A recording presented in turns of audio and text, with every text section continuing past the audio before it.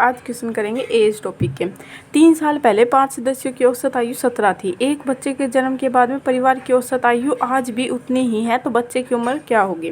देखो बोल रखा है कि 3 साल पहले 4 व्यक्ति थे, 5 व्यक्ति थे, उनकी औसत आयु कितनी थी, 17 थी। ठीक है, उसके बाद में एक बच्चे का जन्म हुआ है, तो उसके बाद में भी उनकी औसत आयु उतनी ही रहती है, मतलब चेंज नहीं होता है। तो हमें बतानी कि उस बच्चे की उम्र कितनी हो चुकी। ठीक है, 3 साल पहले बोल रखा है 5 लोगों की उम्र कितनी थी, औसत 17 थी।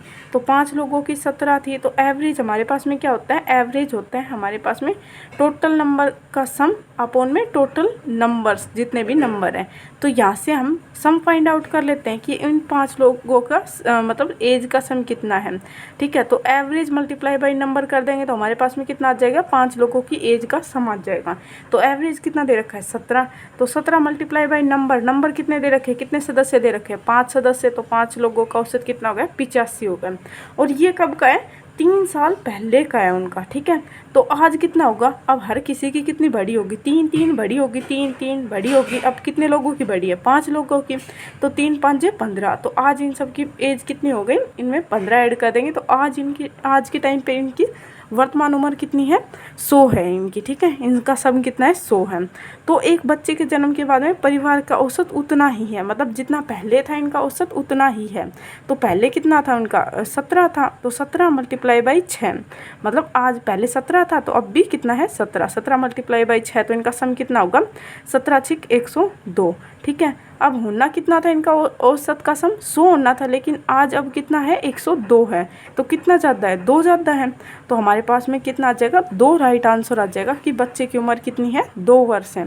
अगर ये बोला होता कि आज परिवार का औसत 1 बढ़ गया है, तो 17 के अंदर 1 ऐड करके 18 से मल्टीप्लाई कर देते 6 को, और फिर देख लेते इन दोनों के बीच का जो डिफरेंस आता वही हमारे पास में बच्चे की एज आ जाती है।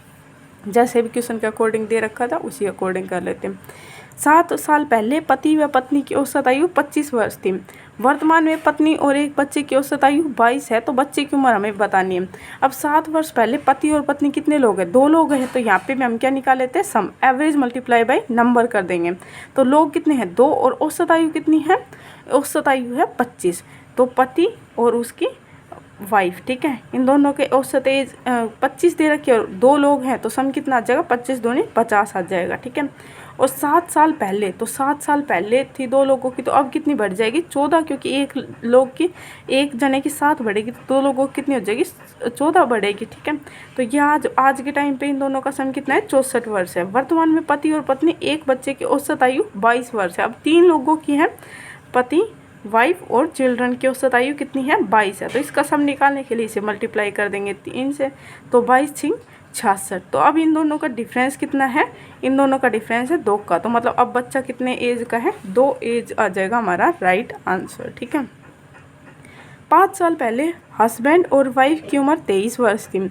वर्तमान में हस्बैंड, वाइफ और चिल्ड्रन की औसत आयु 20 वर्ष है, तो चिल्ड्रन की उम्र हमें फाइंड आउट करनी है।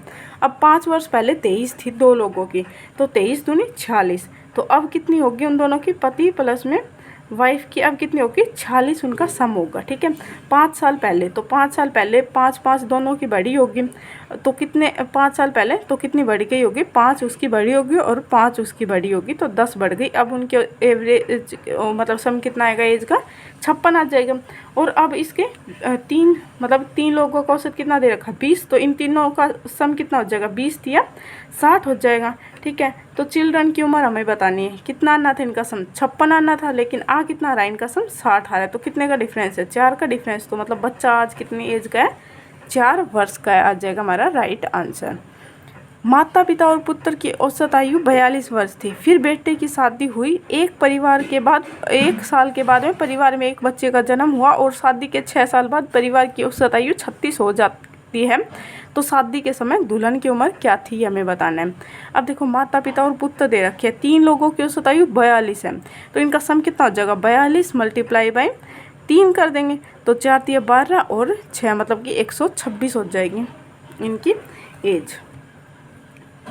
3 लोगों की 126 हो जाएगा, इनका सम हो जाएगा। और ये कितने साल पहले थी, फिर बेटे की शादी हो गई और एक बच्चे का कितने वर्ष माता पिता, और ये 6 साल पहले थी, कितने साल पहले थी, 6 साल पहले थी।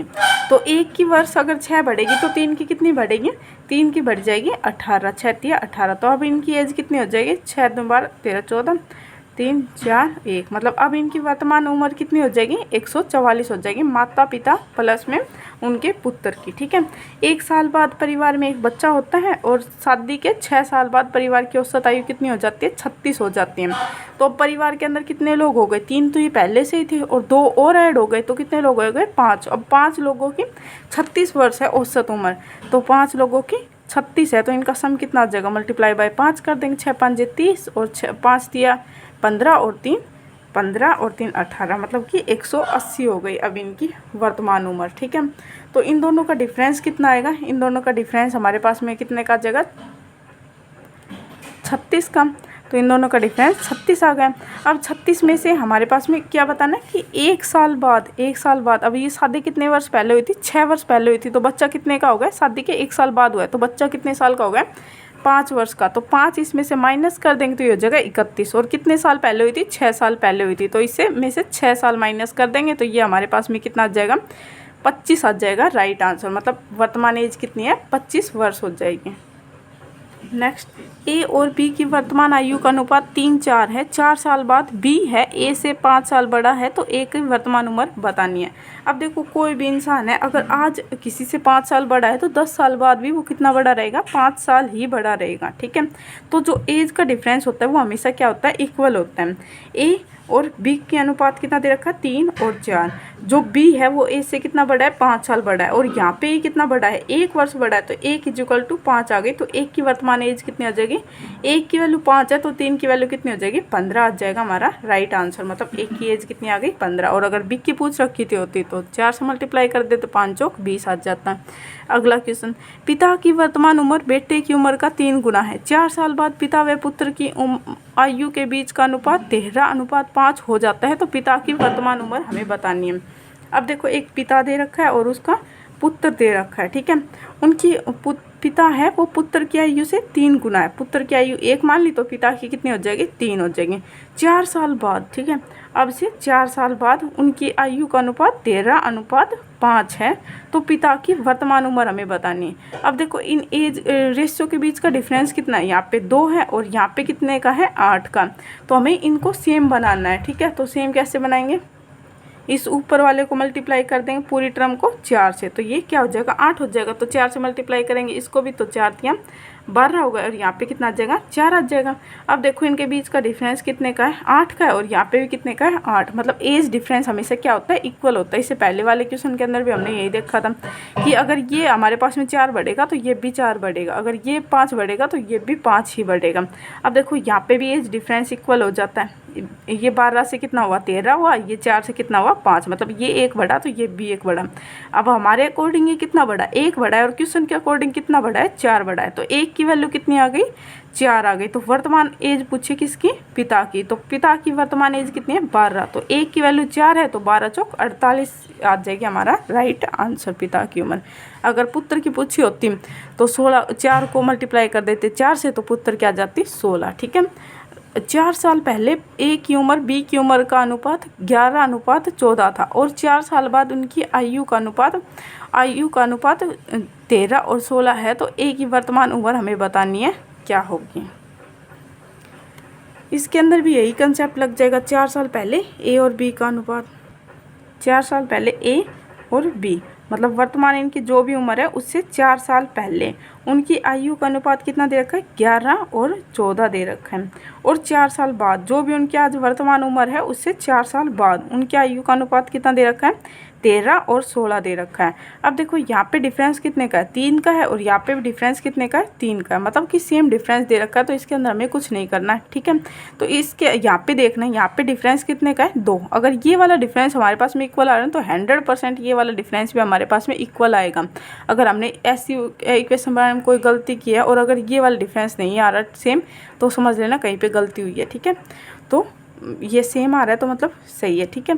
तो 2 की वैल्यू कितनी आ रही है, 4 वर्ष पहले और 4 वर्ष बाद में, तो दोनों के बीच का डिफरेंस कितना होगा, 8 वर्ष। तो 2 इज वैल्यू ऑफ 8, तो 1 की वैल्यू कितनी आ जाएगी, 4 आ जाएगी। तो हमसे पूछा है कि ए की वर्तमान उम्र, तो ए की वर्तमान उम्र 4 साल पहले की निकाल लेंगे, उसके अंदर 4 ऐड कर देंगे। तो 4 साल पहले कितने का था, 11 चौक 44 का था, और उसमें हम 4 ऐड कर देंगे क्योंकि 4 साल पहले की एज थी ये। तो वर्तमान एज कितनी आ जाएगी, ए की 48 आ जाएगी। और अगर ऐसे ही बी की पूछ रखी होती तो 14 चौक 56 आ जाती, 56 प्लस में 4 करते तो 60 आ जाती, लेकिन यहाँ पे एक की पूछी है तो एक की आ जाएगी 48 हमारा राइट आंसर। नेक्स्ट क्वेश्चन, 2 भाइयों की वर्तमान उम्र का अनुपात 1:2 है और 5 साल पहले उनकी आयु का अनुपात 1:3 था, तो बताओ 5 साल पहले उनकी उम्र का अनुपात क्या होगा। अब 2 भाई हैं, ए और बी मान लेते हैं, उनकी आयु का अनुपात, वर्तमान आयु का अनुपात कितना है, 1:2 है, और 5 साल पहले मतलब कि जो भी आज उनकी उम्र है उससे 5 साल पहले, ठीक है, 5 साल पहले उनकी उम्र का अनुपात 1:3 था, तो बताओ 5 साल बाद उनकी आयु का अनुपात कितना होगा। तो आज से 5 साल बाद बताना है, ठीक है। तो अब देखो यहाँ पे इसके बीच का डिफरेंस कितने का, 1 का है, और यहाँ पे इन दोनों के बीच का डिफरेंस कितने का है, यहाँ पे कितने का है, 2 का है। तो हमें ये डिफरेंस हमेशा इक्वल बनाना होता है, तो यहाँ पे मल्टीप्लाई किससे कर देंगे, 2 से कर देंगे। तो इसको मल्टीप्लाई कर देंगे इस पूरी टर्म को 2 से, तो ये कितना आ जाएगा 2, और ये कितना आ जाएगा 4 आ जाएगा। अब देखो इन दोनों के बीच का डिफरेंस कितने का है, 2 का है, और यहाँ पे भी कितने का है, 2 का, और यहाँ पे देखो दोनों के बीच का डिफरेंस कितने का होगा, 1 का, और यहाँ पे भी कितने का होगा, 1 का। तो 1 की वैल्यू हमारे पास में कितनी दे रखी है, 5, तो 1 की वैल्यू 5 है, तो हमसे पूछा गया है कि उनकी 5 साल बाद अनुपात कितना होगा, ठीक है। तो वर्तमान में निकाल लेते हैं, वर्तमान में उनकी एज कितनी होगी, 2, 5 दूनी 10, और 4 5 20, मतलब आज उनकी एज का 20 और 10 है, ठीक है। तो 5 साल बाद पूछा है तो इसके अंदर 15 और ये आ जाएगा 25, तो ये आ जाएगा 3 और 5 का अनुपात आ जाएगा हमारा राइट आंसर, ठीक है।